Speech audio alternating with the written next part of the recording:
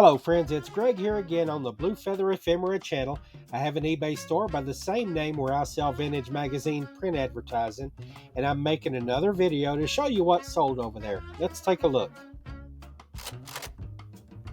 Now all of these ads that we're looking at today are sales from the month of February 2025, and I'm going to start with this one right here and make a little bit of a splash because I feel like there's important things to say about this ad right here. I sold it for $23.77. It is a Sol 20 computer kit. You can buy it as a kit or you can buy it built. It was a very expensive thing back in the day. It's got the price tag here, $1,649 from a kit or $2,129 fully burned in and tested. And it says that it comes with a cassette recorder with basic software. And actually, basic computer language is a language that I learned to do a little bit of programming with back in high school. The reason why I wanted to call this ad specifically to your attention is because here in recent months, I tried out a couple of different magazines. One is called Interface Age and the other is called Byte. And these are computing magazines from the 1970s and 80s. And the reason why I wanted to get some ads out there on the market for those computers is, and things of that era, is because people who are transitioning into retirement now are feeling nostalgia for the things from their teen years and early adulthood. And in the 70s, when these desktop computers first came out, like this one right here, it was part of a terminal computer system with a central processor. And there were these computers, and then there was also standalone desktop computers with an internal processor. This was quite a bit different from the 1950s and 60s when you had UNIVAC computers and things like that, where you had a central data room and you had key punch cards and things like that, with very few specialists who were trained to operate that kind of computer equipment. This is where computers were pushed out into the office space, and most people with administrative or bookkeeping or data functions had access to this right at your personal workstation. So like I said, that's why I think there's a lot of people going into retirement now who are feeling a sense of nostalgia for things like this. That's why I wanted to talk about it and point it out.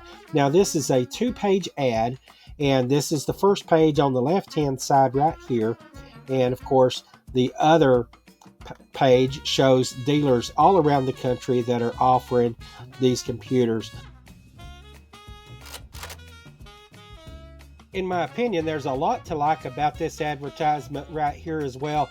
This one from 1941, and the advertiser is Mallory Electronics. It's a company out of Indianapolis, Indiana, and for decades Mallory was the primary, I would say, well, not the primary, probably the largest supplier of electronics, electronic controls, and all kinds of gadgetry related to electricity. In the detail of the ad here, it talks about how Mallory products are in vacuum cleaners, floor lamps, appliances, and all of that, refrigerators. So anything with circuitry in it basically could include Mallory products. And the tag on the sack here says made for Santa Claus. This is, of course, an ad leading up to the Christmas season. I like the look of Santa Claus here. He looks like a more traditional Saint Nick or Father Christmas or Grandfather Frost, or whatever culture you want to talk about. It's even got the artist's signature right down here. Some C. Smith maybe. That's something I didn't bother to look up. But in the sack here, they've got a clear sack that shows all of these kinds of things that Mallory products can be found in. So a neat looking ad there. I sold it for $28.77.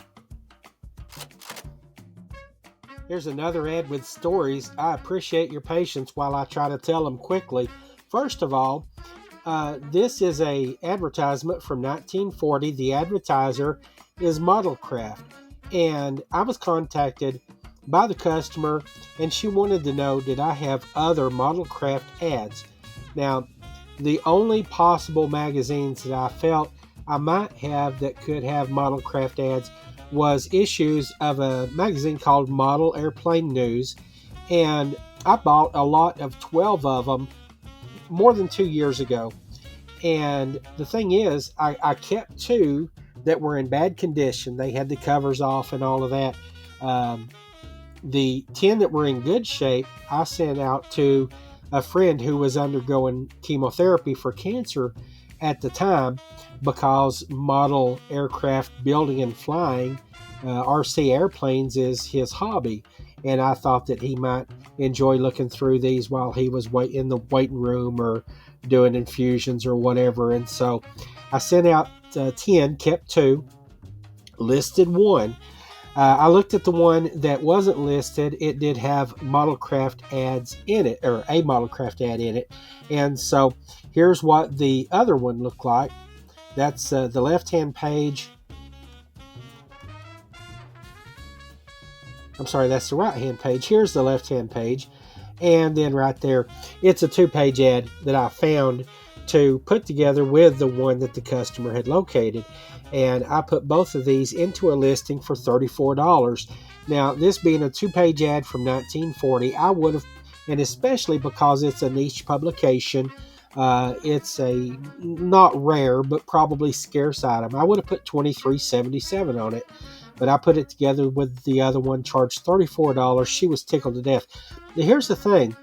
Along with this advertisement, elsewhere in the magazine, I found a picture of her grandparents. They sponsored a category of model airplane flying in, competitions that they had back in the day. And they had their own trophy called the Modelcraft Trophy that they would award to a particular category of these airplanes. And so I found a picture of her grandparents awarding the trophy and an accompanying page. I sent the original photograph page. I photocopied the page with other information about the trophy on it because I needed the back of that page to sell. She actually, when she saw the listing for 2 pages, she asked if I would part with that magazine. And I told her that basically I just couldn't afford to do that. And I didn't go into numbers and stuff, but what the value of that publication to me is somewhere over $150. I didn't pay nearly that much for it, but with the ads that I could sell out of it, that's what I thought that I could, guarantee that I might make on that magazine within a few months of listing. And so I wasn't prepared to tell her that she could have the magazine for $150. I didn't want her, mad or upset or anything else. I just said I can't part with it. And so she was understanding, and she appreciated the ads, and she gave good feedback and all of that. But anyway, here's the other part of the story. The friend that I sent the 10 copies out to, and I'm not saying that to toot my own horn, but that friend has been cancer-free now for almost 2 years. And he's been back at work on a job that he loves and back to his hobby of flying model airplanes. He's been doing all of that for more than a year now. So there's a praise report to go along with these ad sales. Well, hopefully most of the storytelling is done now, but this ad right here from 1965 has a little bit of a story. Now, I've mentioned it before on my channel, but in the 1940s, it looked like it might become possible that railroads would lose out to airlines on passenger traffic. And then in the 1950s, with the advent of jet airplane travel and the jetliners, it was looking more like a certainty. And then by the 1960s, railroads were all about freight movement. And that's what you see here. Union Pacific Railroad, Omaha, Nebraska. The artist is named Harriet Pertchick, and this is, pretty good art right here. it shows all kinds of different products for the construction industry moved by rail. And I sold this for $21.77. Here's a beautiful ad from 1945, another Coca-Cola ad, and I've shown other similar ads. I think in the last video I had several Coca-Cola ads. Maybe one of them was from Iceland. This one right here focuses on Puerto Rico, and it says, in Puerto Rico or your post exchange, the Yank serviceman goes for Coke. And so just another one from the Quartermaster Review. It's a magazine dedicated to military buyers. And so this ad I had priced at $34.77. Now, here's what happened. The buyer contacted me, asked if they could get a little bit of a discount. I went and looked, and I couldn't find the buyer's eBay username among where you search by username. And so I thought, well, this is not a repeat customer. I'll give a little bit of a deal, not a great bargain though. And so I presented like 10% off, made it $31 and change. The buyer bought it. And then when the sale come through in green, it said repeat buyer. And I went and did a little more digging, and I found that this person had bought from me more in the past. And so what I did then is I said, I apologize. I thought you might be a repeat customer. I didn't see it, but because you are, I want to give you a little extra discount. And I ended up refunding like $5 more, made it $26 that I sold this for. And that's part of what I do to foster repeat business, is I reward repeat customers with a little bit of discount. So that's what I did here. Anyway, great 1945 Coca-Cola ad for $26. Here's an advertisement that's just a little bit different. This one dates from 1975. It's for Bell Telephone Systems, and it talks about the first 100 years of telephone. And this ran in Scientific American magazine. Now, the reason why I say that, this is the only Scientific American magazine that I ever, processed and listed ads from. I went through it. I didn't see great advertising in that magazine. It's kind of like the National Geographics of the modern era. It's just not great content for advertising. However, I found this. This is an advertisement. This is page 1 of 4 right here. And it says it's also one in a series of reports from the first 100 years of the telephone. Now, on this page, you see Alexander Graham Bell and Theodore Newton Bell, which is a name I don't recognize. But anyway, this is 4 pages all together. There's page 2, page 3, and it's showing the telephone wire strung through the city here. And then here's page 4. Now, I've got 10 photographs total, but it's 4 pages. Now, this is sepia toned. I think it looks like a very cool vintagey kind of thing, even though it dates from the more recent era, 1975. But I sold this ad for $48.77. This ad from 1960 shows products from a company called Lightolier. They are the advertiser, and this is a 2-page ad. We'll zoom in and get some details here in just a second, but it shows stand lamps and light span, swivel shades, and right here when you do zoom in, this specifically is a pole lamp right here, very popular mid-century modern type of appliance from the 1960s. The left side of the page is black and white, the right side is color, and at the far right, just like that computer magazine ad that we looked at a little bit earlier, it shows on the far right the different stores in various states and cities where you can find Lightolier products. So this is a very cool vintage ad, mid-century modern style. I sold it for $21.77. Here's an advertisement from the World War II years, and if I had to pick one word to describe this ad, I would just say it's a wild advertisement, because it's very stark, it's gloomy, it's not something that you'd really see I don't think anything comparable in advertising in the modern era. But what you're looking at here from 1942 is this, you presume it's a family. It says 3 Americans killed by the 7th column. And it shows this lady, and you infer that this is her husband and their little girl. They're all blindfolded. The little girl's even holding a doll as they stand up against the wall here. And you can just picture this scene. They're in front of a firing squad. But in the text of the ad, it explains that what they mean by the 7th column is accidental injury and accidents, death by accidents. And that's what Liberty Mutual is trying to talk to people about. They want people to, behave in a safe manner, not to speed, not to engage in risky behavior, not just, their point is it's not about, not paying insurance claims. What the insurance company is trying to impress upon people is it's necessary to the war effort to stay healthy so that you can go and be engaged in the home front economy to support the war effort, making materials and supplies for the soldiers overseas. That's what this ad is about. I sold it for $21.77 and it sold within a couple of hours. I tried to comp it, didn't see anything similar. I boosted the price by a few dollars, and when it sold so quickly, I think it could have fetched a few more.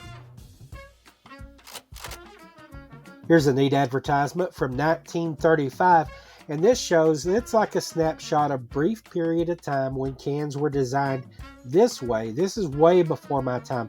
I don't even remember cans that were old when I was a child that looked like this, I guess because they were all thrown away or whatever. But this is called a bottle cap beer can, and it's made by the Continental Can Company, and here they list all of the positive attributes of the can, and it says where the product is protected from light so it tastes better. It's easy to open, no deposit, no return, cools quicker, takes up less space, no danger of breakage, it's sanitary, holds 12 ounces just like a bottle, opens like a bottle, drink it right from the can if you wish. So a neat ad here, $21.77. The ad on screen right now comes from 1941, and the advertiser is John A. Roebling's Sons of Trenton, New Jersey. What they made was called wire rope. These days, people refer to it more often as steel cable, but all of these things that you're looking at on the screen use steel cable or wire rope. This steam shovel, this crane that's servicing the locomotive, the ship here, and this that's part of a system of delivery of concrete in building a dam. I don't know what you call that that piece of equipment right there, but anyway, these cables for the steel suspension bridge, all of these things use wire rope. 1941 ad, John A. Roebling Sons, $23.77. And next up is the final ad of the video. This one also from the World War II years, 1941. And the advertiser is Lehigh Portland Cement Company of Allentown, Pennsylvania. And what it's talking about in this ad, it's very interesting because it shows a Martin Company Maritime Patrol flying boat. This is an aircraft that could land on water. Those were really handy in covering all of the vast expanse of the Pacific Ocean and also the Atlantic during the World War II years. But basically, the countries that the United States was supplying aid to was saying we need more planes, we need bigger planes, and we need bigger plants to make more planes. Hurry, please. And so this is just a neat ad and a lot of historical value here. I sold this one for $21.77.